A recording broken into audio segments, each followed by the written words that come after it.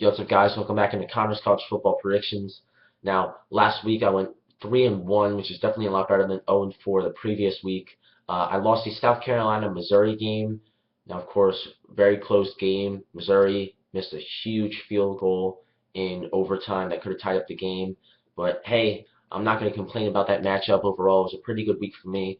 So I'm hoping to have another good week this week. So I have 4 matchups picked out for you. So let's get started with that right now. First off, we have USC versus Oregon State. Now, USC, they've been a little banged up the past couple of weeks. They're 90th in the country in passing yards. Cody Kessler has been throwing to a lot of inexperienced wide receivers. Now, even if USC gets Marquise Lee back from injury, I don't see the impact that he has on this offense. He only has 1 touchdown this year, which compared to what he was doing the year before and 2 years ago, it's nothing basically. On the other hand, Oregon State, they're first in the country in passing yards. Sean Mannion has been doing an incredible job. And I did pick the Beavers as my sleeper team going into the year. I have to stick with them. I'm going with Oregon State. Next up, we have Michigan versus Michigan State. Now, Michigan State, kind of like USC, their offense is not getting the job done. They are 66th in the country in points scored, 87th in the country in total offense, and 106th in passing yards. Now, Michigan, on the other hand, offensively, they're 8th in the country in points scored. And they have a bit of a tricky offense to figure out, and I think that Michigan State defensively is going to struggle. Now, you could say, but Michigan State, when it comes to allowing points, they're 3rd in the country in that category. They're really good at defense. Well, they haven't really played any competition. This is really their first big game. They played Notre Dame earlier in the year, but of course, Notre Dame, what have they been doing this year? So I have to go with the Wolverines in this one, and I think that they get the win over Michigan State. Next up, we have Oklahoma State versus Texas Tech.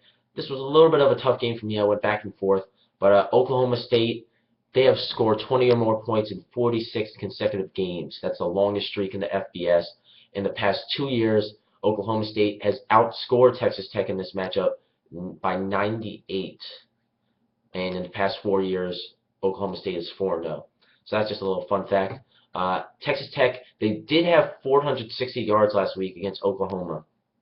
Pretty good, but only 72 came on the run. So they rely on the pass way too much, and Oklahoma State, in intercepting the ball, they're tied for 5th in the country.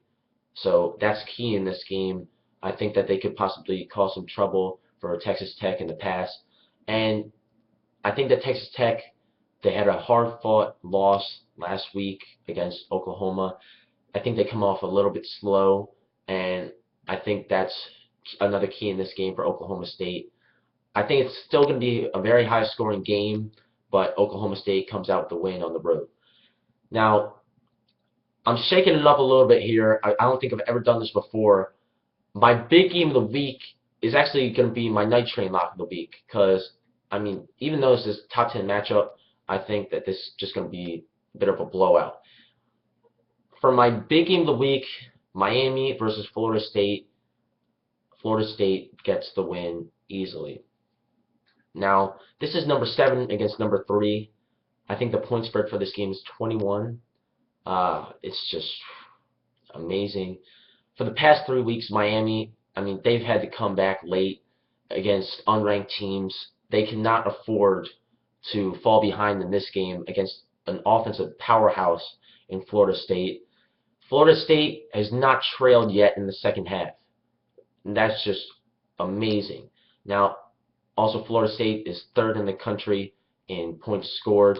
Jameis Winston, I'm reading you these stats. He's on pace for a 69% completion percentage, 4,043 yards, and 42 touchdowns this year. That is incredible.